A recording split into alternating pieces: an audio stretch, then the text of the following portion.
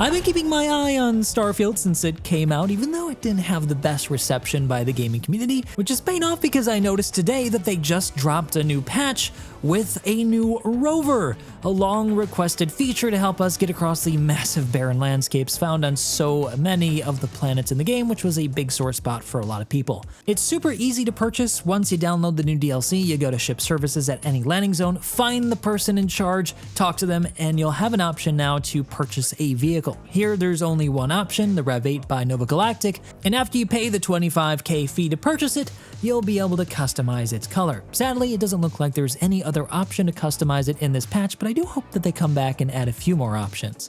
After you've purchased it, it will show up next to your ship regardless of what planet or platform or landing zone that you land in, so that you'll have it ready to go for you to head out and explore the world.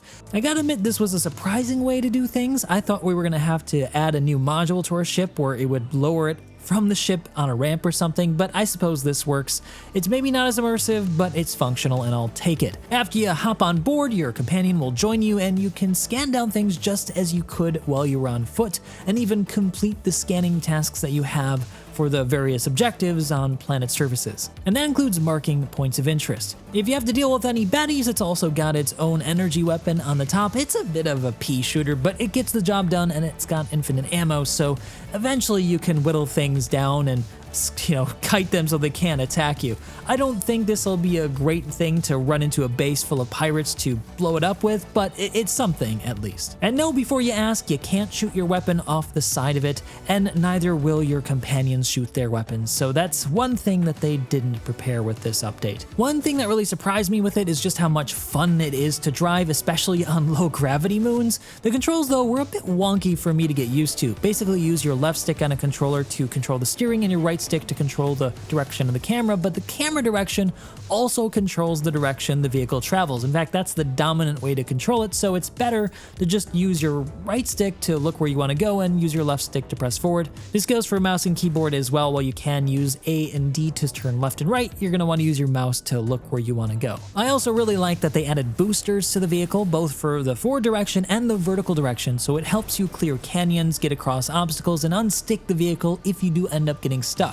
Or if you're on a small moon like this with low gravity, get massive air and travel huge distances in a single bound. It also comes in handy on ice planets where you slide around quite a bit more. You can use those boosters to compensate for the lack of traction.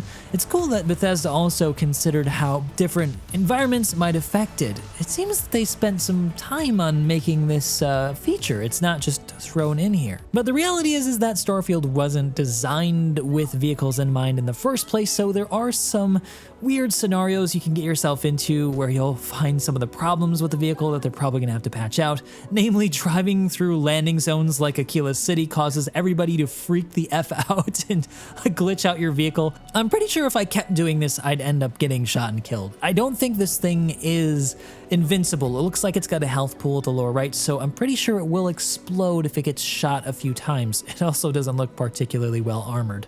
Another thing I didn't quite like is that the vehicle doesn't have its own inventory, so if you were planning on using it like I was to go to distant bases to collect loot and then bring it back to your ship because your character inventory is always getting full, well, you can't do it. This is kind of a big missed opportunity in my mind, so I hope that they come back and maybe add some upgrade options where you can throw on an inventory box on it, or if that doesn't happen, well, the modding community, do your thing, please. I want to see some more additions to this thing.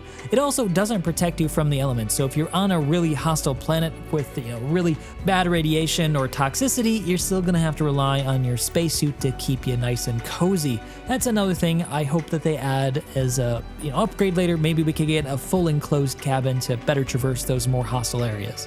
In all honesty, I knew that this was coming. We were teased the Rover quite some time ago, but I'm still surprised to see it actually come out. Since the release of Starfield and all the bad reception for it, I was a bit worried that we were going to stop seeing updates at all, that they would just quietly abandon it and ride off into the sunset when there's an opportunity to do a No Man's Sky here. I really think that Bethesda could come back and make this a much better game. I personally wasn't as disappointed as a lot of people were. I had my expectations set, I think, correctly for it, since I figured out that we weren't going to get a fully immersive experience like, say, Star Citizen, but I understand that a lot of people were misled with the way it was presented. I still think that it can get somewhere near what people thought it was going to be, but it's going to require a lot of effort by Bethesda, and I'm not sure that they want to invest more time and money into a game that probably didn't meet their expectations financially. So yeah, I think Shattered Space probably is going to be the last update that we get for this, but I really hope it's not. I don't want to rely just on the modding community to fix all the problems with Starfield. Like I said, I think there's cool things that could be done with this. I'd like to see a new vehicle module that you can add onto your ship to be able to repair it or bring it in and park it instead of having it just magically appear, for example. There's some cool things that can be done here, but it just comes down to Bethesda. So what are you guys thinking with this? Are you excited to give this a go? I mean, I don't see why not. If you already got the game, I'd suggest you give it a try. I'm a bit curious if it's going to improve the whole gameplay experience in general, so I'm probably going to spend some time tonight on my Twitch channel. You can find it in the description below if you're interested, exploring with it, using it in general gameplay, and see if it actually makes the experience feel a bit smoother like I suspect it will. But yeah, if you like this video, you guys know what to do. Otherwise, I hope to see you in the next one.